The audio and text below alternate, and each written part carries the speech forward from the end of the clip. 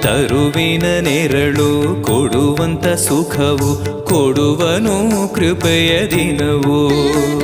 ಸ್ಥಿರ ಇರುವ ಮನ ಎನಗಿರಲಿ, ಶರಣಾಗತಿ ಎಂದು ಬರಲಿ. ಭಗವಂತನ ಪ್ರಿಯ ಮಗನಿವನ ಸಾರಿ ಬದುಕು ಇರಲಿ.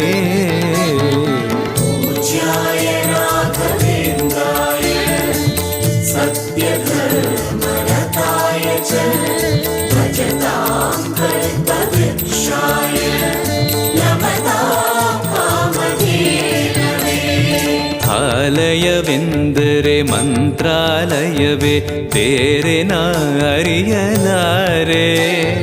ರಾಜನು ಎಂದರೆ ಶ್ರೀ ಗುರು ರಾಜನೇ, ಮತ್ತು ನಾ ತಿಳಿಯಲಾರೆ. ಆಲಯವೆಂದರೆ